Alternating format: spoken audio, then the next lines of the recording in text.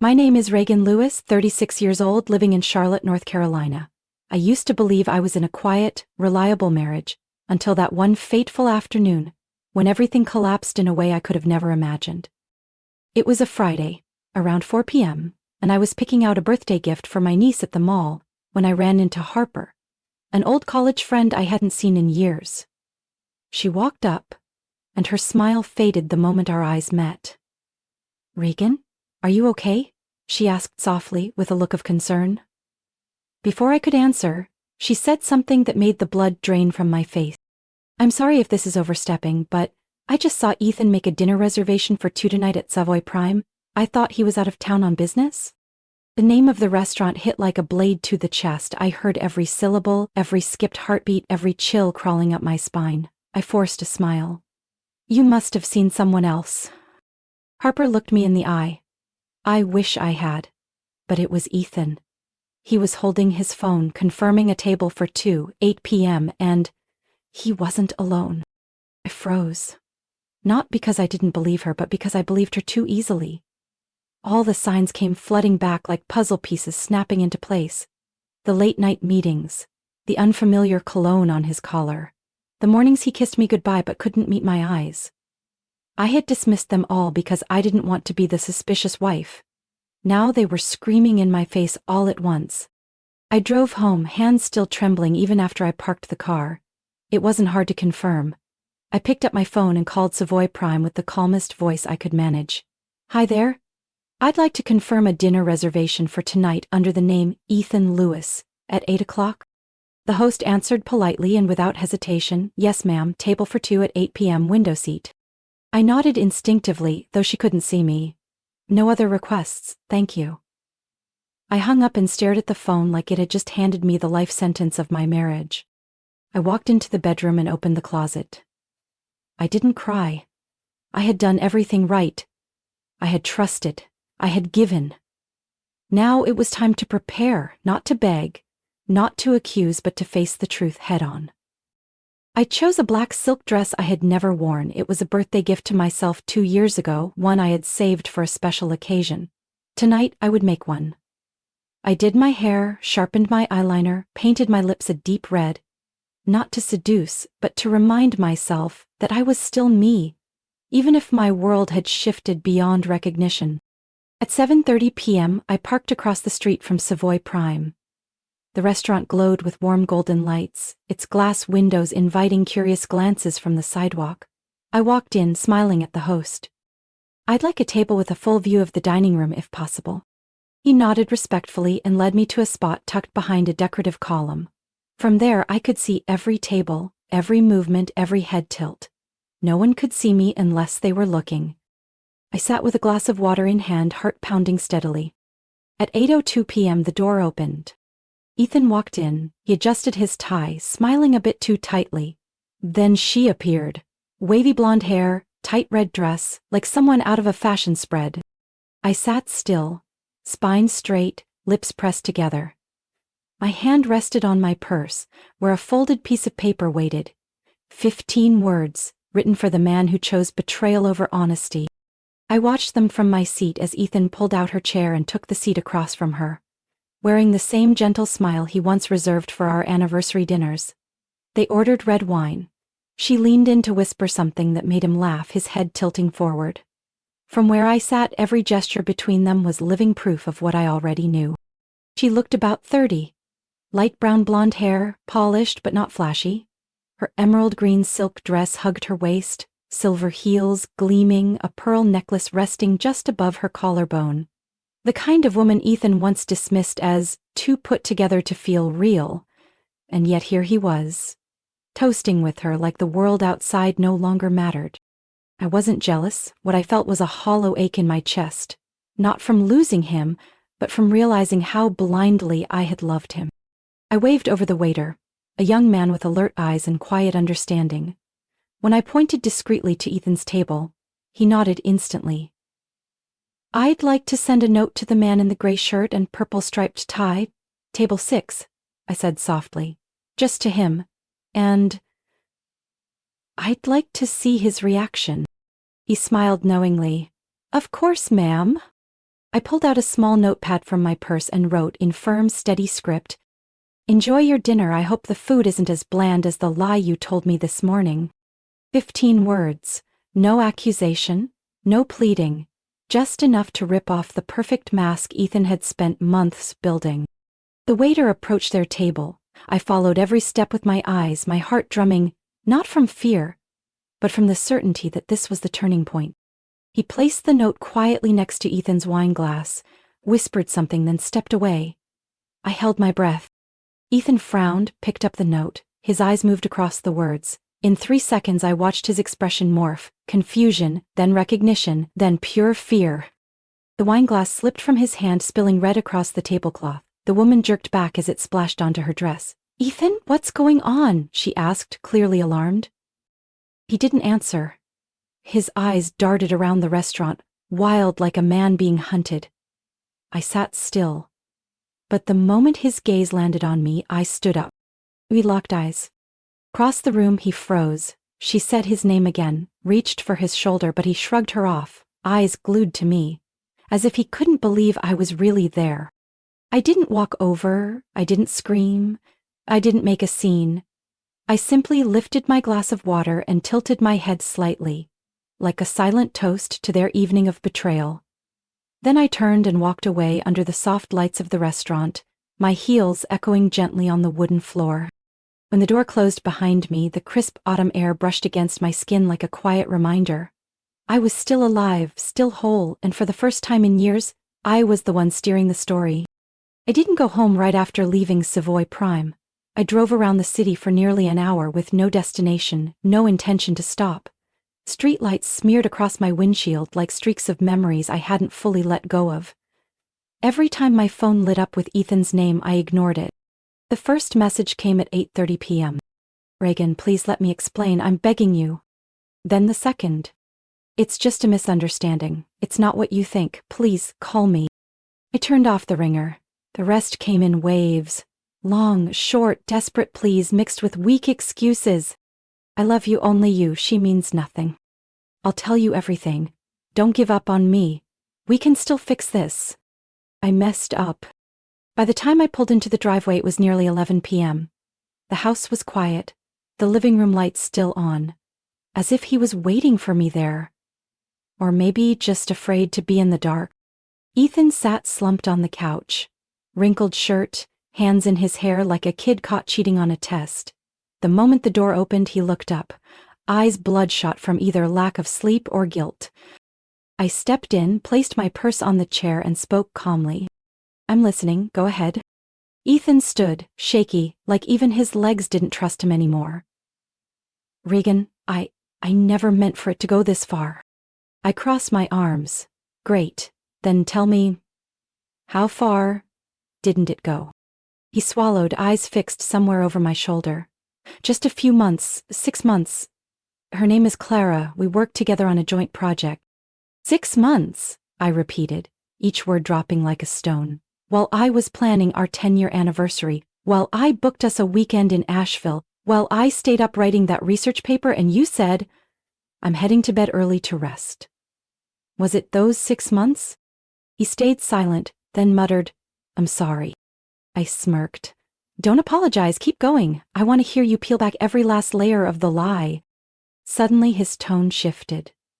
"Reagan, you're always so busy. Your job always came first. Even when I needed you, you had meetings, deadlines, lectures. I felt alone." I let out a laugh, sharp enough to cut. "Did you just blame your cheating on the fact that I have a career?" "I was busy, yes, but I never forgot your dad's memorial.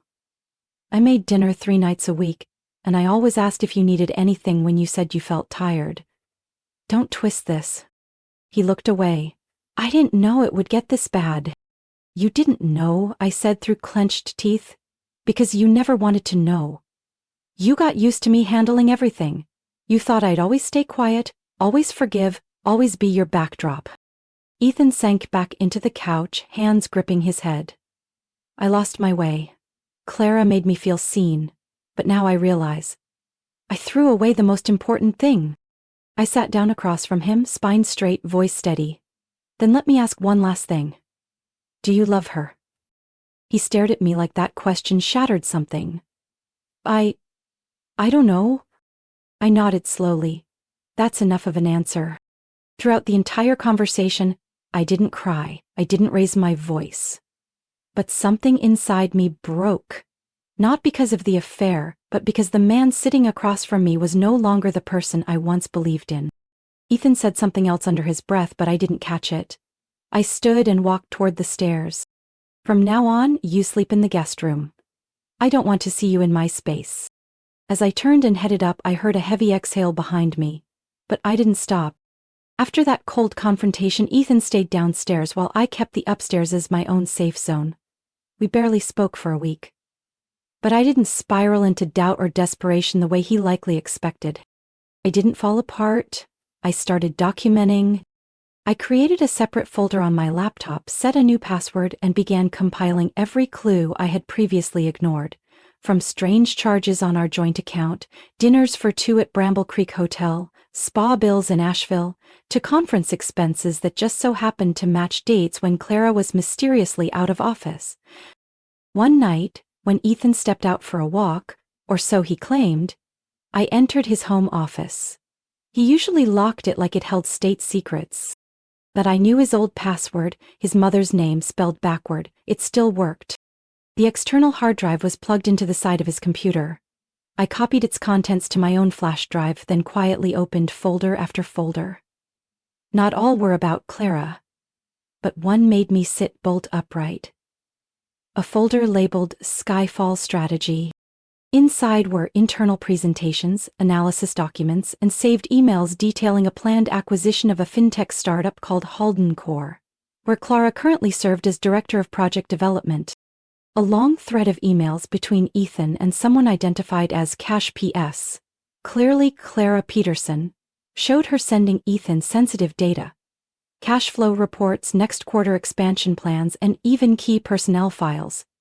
Each document was labeled confidential, internal use only. I knew Ethan worked in asset management, but I never imagined he'd have the audacity to use insider information to direct investments. This was no longer just an affair, it was a serious securities violation.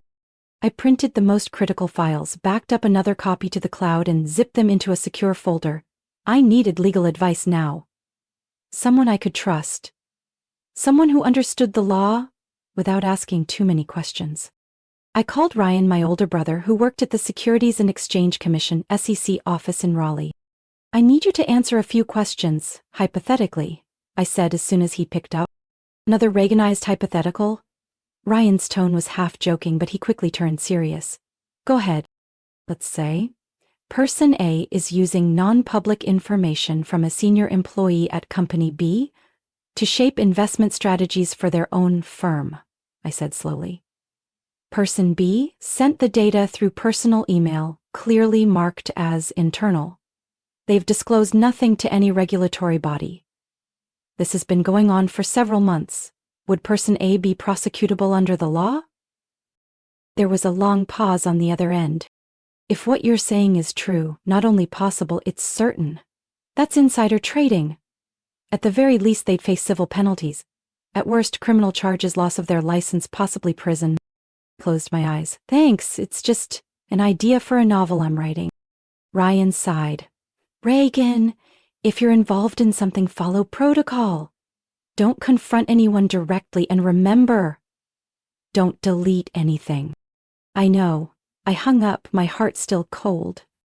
I stared out the office window, where the city looked quieter than usual at night. A part of me wanted to scream at Ethan, to slap the printouts down like an indictment, but I'd learned. Men like Ethan only fear what they can't control. I wouldn't give him the chance. I'd quietly flip every piece on the board, and when it came to checkmate, he'd have nowhere to run.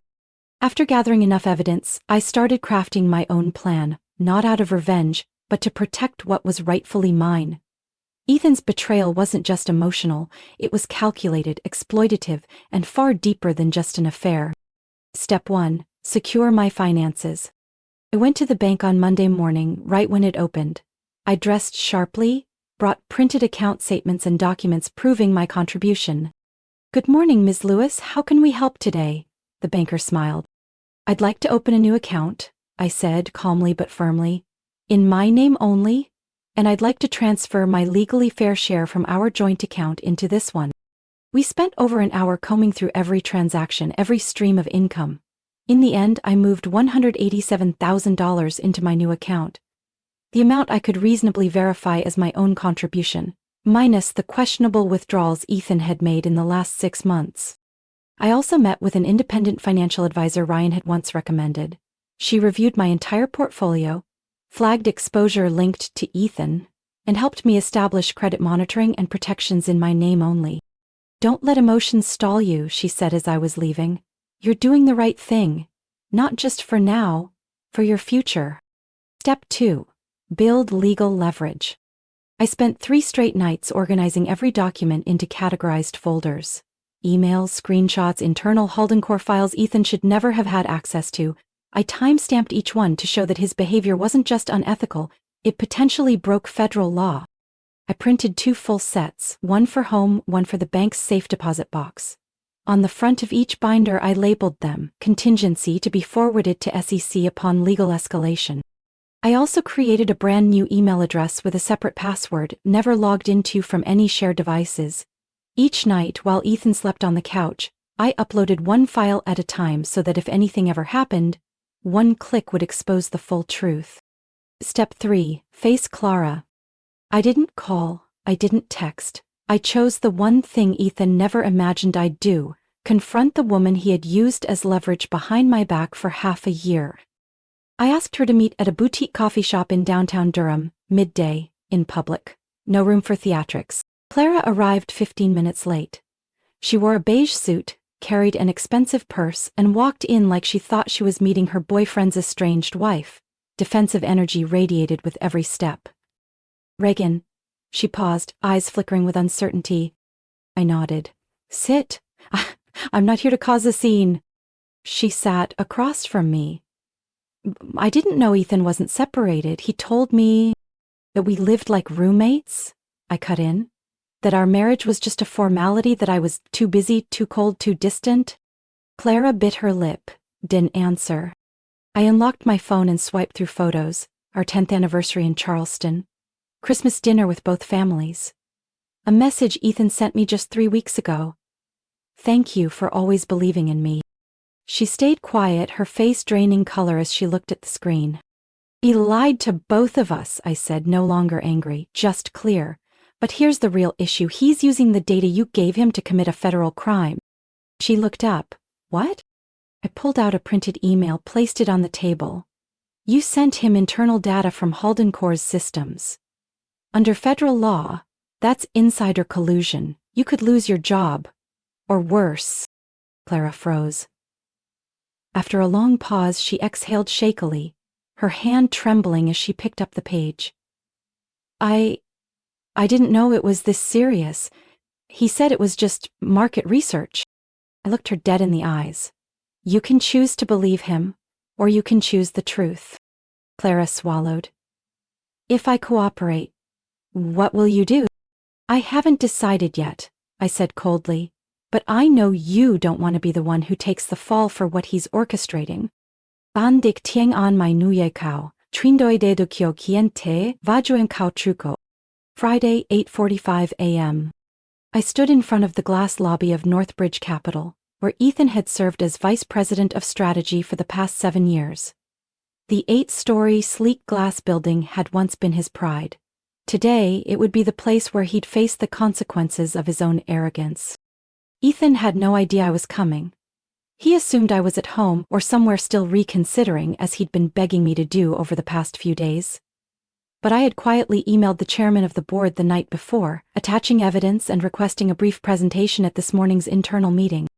I walked in wearing a dark gray suit, every button fastened. The receptionist paused slightly as my name appeared on the guest list. She smiled.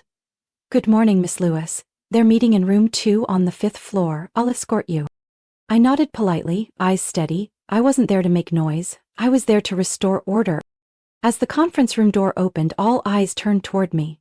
Ethan was standing near the projector screen in the middle of a presentation about the Haldencore merger. He looked confident, animated. His eyes froze when they landed on me. Reagan, he barely whispered, stepping back like he'd seen a ghost. I didn't respond. I looked at Mr. Michael Grant, chairman of the board. He rose, gestured toward the podium, and said firmly, "We've agreed to let Ms. Lewis speak for a special reason. Please give her your attention." I connected my laptop to the projector. The first slide appeared on screen. Internal Risk Assessment, Halden Core Transaction. I began, "My name is Reagan Lewis, as an indirect shareholder through an affiliated fund, and someone with concrete evidence of internal misconduct. I am obligated to bring this to your attention." Slide 1. Screenshots of emails between Ethan and Clara Peterson. Subject line, "Do not share." Halden Core Internal. Timeline, content, IP traces. All clearly displayed. Murmurs filled the room. Ethan stammered, This is fake, I cut him off calmly. "You may respond after I'm finished." Slide 2. Hotel invoices, bank statements, transfer receipts. All showing Ethan had used company resources to fund unofficial meetings with Clara for the past 6 months. Slide 3. An audio recording of a conversation between Ethan and Clara, where he asked her to obtain cash flow reports ahead of public release. The room went dead silent.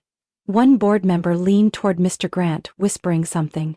Ethan tried to keep his composure, but I noticed his hand clenching tightly. I concluded, "I've submitted all of this to the SEC this morning at 8:10 a.m. I've worked with legal counsel to ensure every step has been transparent. This is not about vengeance. It's about protecting this company from a legally compromised deal." Mr. Grant rested his hands on the table and turned to Ethan. "Do you have a response, Ethan?" Ethan jumped up. I didn't know she recorded that. I didn't think this would go this far.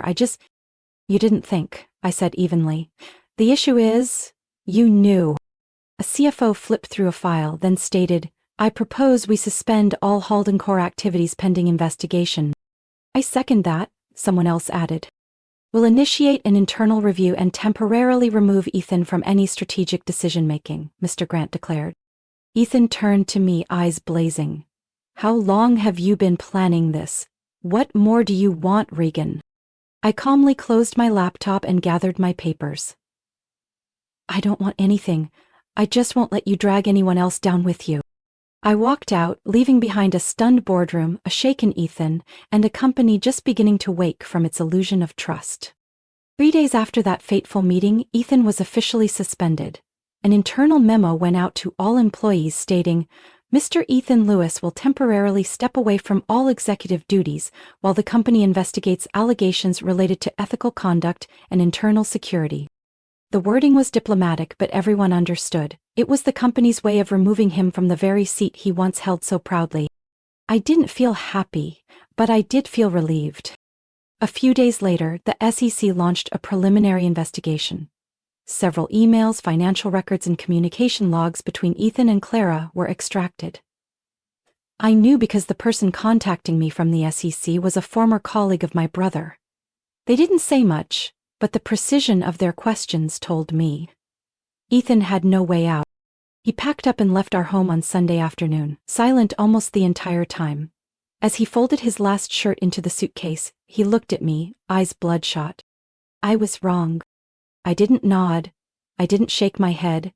I simply replied, "I know." A few days later, I filed for divorce. I didn't ask for anything unreasonable. The filing stated clearly I would keep the assets I rightfully contributed to, the indirect shares in Northbridge through my independent investment fund, and the small apartment I'd put a deposit on in South End, Charlotte. Surprisingly, Ethan didn't object.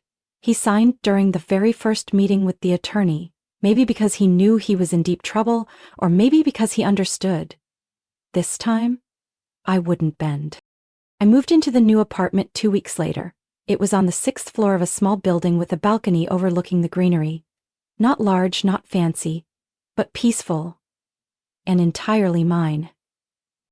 I placed my desk by the window, bought a new easel, and set up a blank canvas, waiting for its first stroke after 8 years. On my first day in front of it, I painted nothing specific, just blended tones, cool grays, muted browns, a hint of amber. I simply let myself breathe. During the day, I began taking on corporate ethics consulting projects, mostly through referrals from old friends and Charlotte's financial network.